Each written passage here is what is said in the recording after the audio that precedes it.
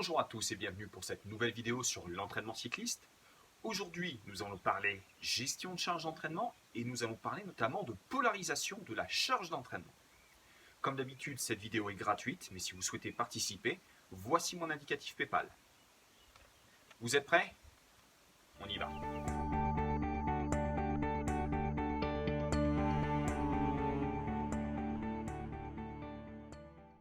Si nos trois filières de production d'énergie musculaire évoluent différemment, elles évoluent de manière continue. Et pour structurer l'impact de l'entraînement sur chacune de ces filières, eh bien, les différentes recherches en matière de physiologie et d'entraînement ont séparé les efforts en 3 à 7 zones d'effort, selon les travaux de Sellers, de Kogan ou d'Edwards. Chez le cycliste, une adaptation vers plus de performance signifie quoi? Ça signifie par exemple une augmentation de la densité des fibres lentes, des fibres 1, qui sont les fibres de l'endurance. C'est aussi l'augmentation de la perfusion sanguine des fibres musculaires. Ça peut être aussi une augmentation de l'apport en nutriments, alors de type glucides, mais sur les efforts de très longue durée, plutôt de type lipides. Et ça, cette augmentation du taux d'utilisation des lipides est très important. Ça peut être aussi une augmentation de l'activité enzymatique générant la création de mitochondries, ces mêmes mitochondries qui vont nous créer de l'ATP. Ensuite, ça peut être l'augmentation des capacités de contraction du muscle. Et là, ça va être améliorer ses capacités de force pour des fibres lentes, mais aussi stimuler les fibres dites rapides, les fibres de type 2. Et enfin, c'est l'augmentation des capacités d'utilisation de l'oxygène sur les efforts proches du maximum pour retarder le moment où les productions d'ion H+ et de lactate propres à la filière anaérobie lactique deviennent trop importants. Les travaux de Kogan, qui est un peu le chantre de l'entraînement par la puissance, nous amènent à réfléchir l'entraînement sous la forme de 7 zones d'entraînement. Toutes ces zones d'effort sont rapportées par rapport au FTP. FTP, pour ceux qui ne savent pas, qui n'ont pas l'habitude de l'entraînement par la puissance, c'est ce qu'on appelle en anglais le Functional Threshold Power. C'est la puissance au seuil 1, la puissance sur 60 minutes. Donc Kogan a divisé ces 7 zones d'effort par rapport à un pourcentage de FTP. Le petit souci, on reviendra dessus un petit peu plus tard, c'est que FTP est un petit peu trop variable et ça nous donne, malgré ce semblant de précision en divisant en 7 zones, ça nous donne malgré tout de l'imprécision. Moi, je n'aime pas trop travailler avec autant de puissance et des puissances qui ne sont que calculées par rapport à FTP. Alors parmi ces puissances, on retrouve donc des efforts très souples, de récupération ou d'endurance fondamentale.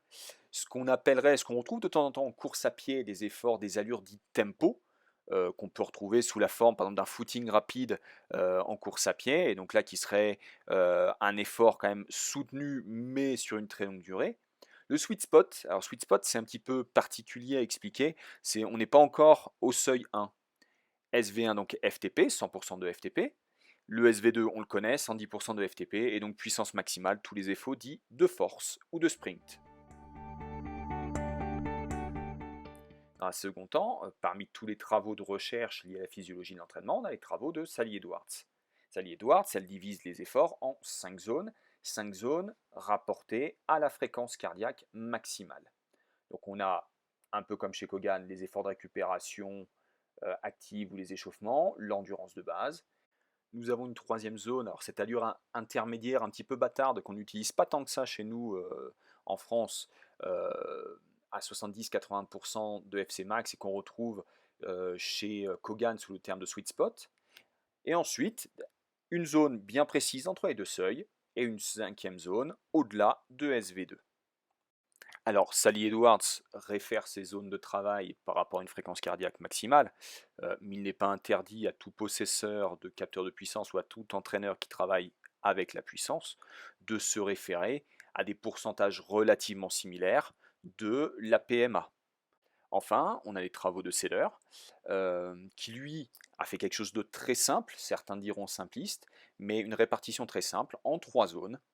Une zone 1 en dessous de SV1, une zone 2 entre SV1 et SV2, une zone 3 au-delà de SV2. Seller travaillant sur différents sports, de l'aviron en passant par le triathlon, la course à pied ou le ski nordique, il se réfère de manière préférentielle à des pourcentages de la fréquence cardiaque maximale. Mais il est tout à fait possible, comme les travaux d'Edwards, de référer ça à des pourcentages de PMA. Pourquoi est-ce que je préfère travailler à partir des 3 zones d'intensité de Seller? Déjà par simplicité. Selon le public avec lequel je travaille, il pourrait être relativement simple d'expliquer le concept de seuil ventilatoire 1, de seuil ventilatoire 2, d'expliquer que nous avons d'un côté les efforts d'endurance en dessous de SV1, les efforts de très haute intensité au-delà de SV2, et que nous avons une zone centrale entre SV1 et SV2.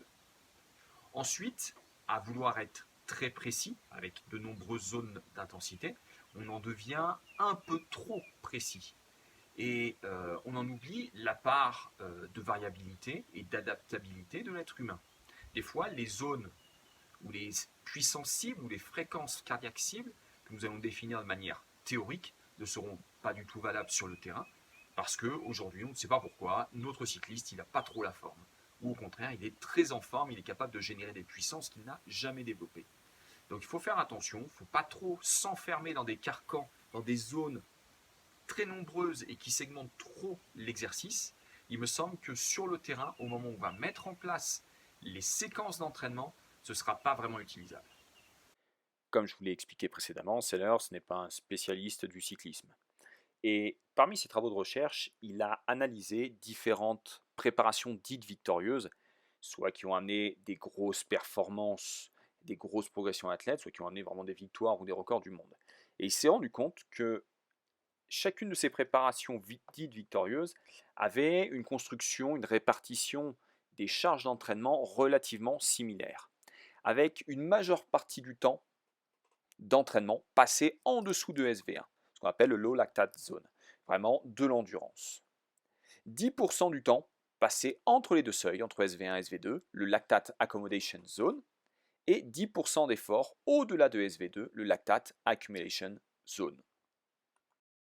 Vous remarquerez que si Seller a construit ces 3 zones d'entraînement dans un premier temps par rapport à une fréquence cardiaque maximale, là on parle bien de taux de lactate zone. Mais il va de soi que pour l'entraînement au jour le jour, ce n'est pas quelque chose de très simple à mettre en œuvre, de pouvoir faire évaluer le taux de lactatémie de chaque sportif, de chaque cycliste. En fait, Seller a essayé d'ancrer, de trouver des événements physiologiques marquants pour définir ces 3 zones d'entraînement. Parlons dans un premier temps de la low lactate zone, c'est-à-dire la zone avec une faible production de lactate. Elle est franchement liée à la filière aérobie. Le repère simple, c'est un essoufflement contrôlé. Lorsque j'ai des athlètes, je leur explique que même en courant ou sur un vélo, ils doivent pouvoir discuter librement. Le substrat principal, bien sûr, ce sera les sucres, les glucides, mais de manière préférentielle pour de la performance sur la longue durée, on s'orientera vers les lipides. Et les repères qu'on peut donner lorsque le cycliste est équipé ou d'un cardiofréquencemètre ou d'un capteur de puissance, c'est de se situer entre 50 et 70% de FC max ou 60-70% de PMA. Vous remarquez qu'il y a quand même une légère différence sur les pourcentages si on utilise de la FC max ou de la PMA. Je vous invite à faire un petit retour sur une des précédentes vidéos sur lesquelles je vous décris le fonctionnement de la filière aérobie si vous voulez en savoir un petit peu plus. La seconde zone, la lactate accommodation zone, donc c'est vraiment la zone située entre SV1 et SV2. Il y a un changement ventilatoire spécifique qu'on remarque très bien lorsqu'on fait un test d'effort avec un système d'échange de gaz. Donc on voit bien qu'il y a un changement déjà sur l'apport en oxygène, les rejets de CO2, mais il y a aussi un changement reproductible sur la mise en production des lactates. Il y a vraiment la mise en route de la glycolyse anaérobie, avec dans cette zone un amortissement de cette production d'ion H+, et de lactate pour en reproduire de l'énergie. Pour le moment, ce n'est pas un facteur limitant. On se situe toujours en termes de repères entre 85 et 95% de FC max, 80 à 90% de PMA. Typiquement, c'est ce qu'on pourrait aussi appeler les allures de course. Encore une fois, je vous invite à vous reporter sur une des vidéos précédentes sur lesquelles je développe pour vous les concepts de filière anaérobie alactique, plutôt liée à la force, et filière anaérobie lactique. Alors, bien que des questions demeurent encore en suspens concernant la relation de cause à effet entre les changements ventilatoires d'un côté, la production lactique d'un autre côté, l'activité électromyographique ou hormonale d'un autre côté, SV1 et SV2 semblent fournir des marqueurs de laboratoire utiles pour l'identification des trois zones d'entraînement. Pour conclure, la troisième zone, la Lactate Accumulation Zone, cette zone d'effort est intimement liée à la filière anaérobie lactique. Bien sûr, la filière aérobie et la filière anaérobie lactique contribuent à la production d'ATP, mais ne sont clairement pas suffisantes pour produire assez d'énergie pour le fonctionnement musculaire. Euh, on fonctionne essentiellement, bien sûr, donc aux glucides, mais si on maintient un effort dans cette zone au-delà de SV2, il y aura une baisse franche des réserves de glucides, et à l'opposé, il y aura une production marquée d'ion H+, et de lactate. Ces lactates, malheureusement, ne pourront pas être recyclés en temps et en heure par le foie et le rein pour reproduire de l'énergie, d'accord? Je vous rappelle, on parle de néoglucogénèse, et on se retrouvera limité en termes de capacité de production d'énergie et de capacité à tenir cet effort dans le temps. La lactate accumulation zone, donc un premier facteur limitant du point de vue énergétique, mais un deuxième facteur limitant qui pourrait être plutôt du point de vue mécanique, du point de vue construction musculaire et influx nerveux. En effet, dans cette zone, on pourra caler tous les efforts dits de sprint. Cette construction de l'entraînement autour d'un gros volume en endurance, à peu près 80% et 20% d'entraînement à haute intensité, est nommée polarisation de l'entraînement. Nous avons deux pôles, un pôle endurance, un pôle haute intensité. En définitive, baser son entraînement uniquement sur la haute intensité serait une erreur. Le cycliste entrerait dans une phase profonde de surentraînement et de fatigue chronique. La balance entre les progrès enregistrés et la fatigue accumulée serait totalement déséquilibrée. Il serait faux de penser que parce qu'on fait du cyclisme, de l'ultracyclisme, de l'ultra-endurance ou parce qu'on est un petit peu âgé, on n'a plus besoin de faire de séances de fractionnés, de séances de haute intensité, les high intensity training. En effet, si on veut avoir l'ensemble des développements, des adaptations métaboliques que permet l'entraînement, il faut pouvoir avoir un gros volume d'entraînement d'endurance, certes, comme l'a montré Seller, mais Seller montre aussi qu'il faut quand même, il y a un petit travail à faire en fractionné, en haute intensité. Le but du jeu, donc, c'est vraiment d'avoir les adaptations complètes. Bien sûr, lorsqu'on fait de l'ultra-endurance ou lorsqu'on commence à être un petit peu âgé, nous n'avons pas les mêmes besoins. Et dans la construction de l'entraînement, on va pouvoir espacer un petit peu plus chaque séance de fractionner, donner un peu plus de récupération. Mais il ne faut pas oublier, même sur de l'ultra-endurance en cyclisme, même si on évolue à une intensité, à une puissance relativement faible, parce que ce sont des efforts qui peuvent durer très longtemps, hein. Vous pouvez regarder les temps mis par les cyclistes sur la Race Across America, la puissance sera très faible, mais de temps à autre, nous aurons besoin de développer une forte puissance pour franchir une difficulté plus importante que les autres, ou parce que tout simplement l'épuisement est très proche, et il va falloir venir chercher un petit peu plus loin dans le fonctionnement de l'organisme. Même si nous ne sommes pas obligés de respecter au pourcentage près cette répartition en 80% d'endurance, 10% entre les deux seuils, 10% au-delà de SV2, il faut quand même avoir une certaine gestion de la charge d'entraînement en utilisant différents outils, le cardiofréquence-mètre, le capteur de puissance, mais aussi des données très basiques qu'on utilise depuis la nuit des temps, comme le kilométrage et la vitesse moyenne, mais aussi le ressenti. Ce qu'on peut utiliser, souvent on retrouve le terme de RPE. Il y a une échelle, l'échelle de Borg que vous pouvez retrouver sur Internet, qui vous permet de noter votre ressenti par rapport à la difficulté de l'effort. Et ça permet ainsi de mêler des informations subjectives et objectives dans la gestion de l'entraînement. La gestion de la charge d'entraînement peut se baser sur différentes dynamiques, mais le but du jeu, c'est d'avoir assez de contraintes pour progresser, mais pas trop pour ne pas rentrer en surentraînement. Pour optimiser l'organisation de l'entraînement au quotidien, pour individualiser la charge d'entraînement, il convient de bien connaître son cycliste. Et on peut définir différents profils avec des personnes qui n'auront pas forcément les mêmes moyens matériels, le même volume horaire à accorder à l'entraînement, mais aussi les mêmes capacités physiques pour assumer une grosse charge d'entraînement.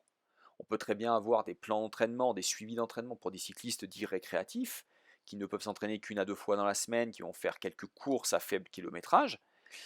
On peut passer par des profils de jeunes cyclistes. Alors attention à bien définir, est-ce qu'on est avant la puberté ou après la puberté? Est-ce que ce sont des garçons ou est-ce que ce sont des filles? Et voir comment on peut augmenter progressivement le volume d'entraînement, deux jeunes du même âge n'auront pas forcément les mêmes contenus d'entraînement, les mêmes volumes d'entraînement s'ils ont subi ou non leur puberté.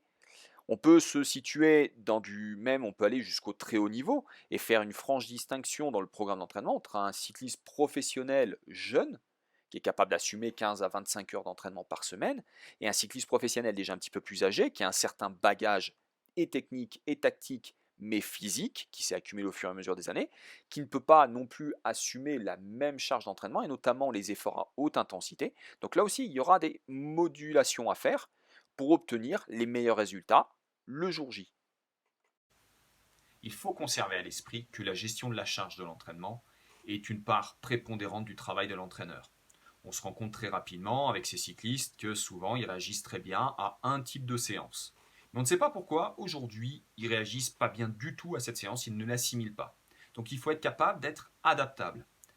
Il n'y a pas de recette miracle à 100%, il n'y a pas de recette miracle qui fonctionne avec tous les cyclistes.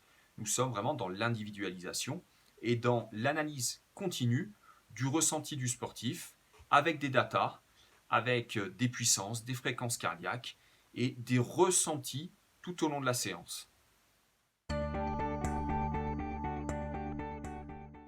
Les échanges avec le cycliste, au jour le jour, le suivi mathématique de la charge d'entraînement, doit vous permettre plusieurs choses. Une progression, quel que soit l'âge. Ce n'est pas parce qu'on est un sportif âgé qu'on ne peut pas encore progresser. On a toujours des points faibles qu'on peut essayer de compenser.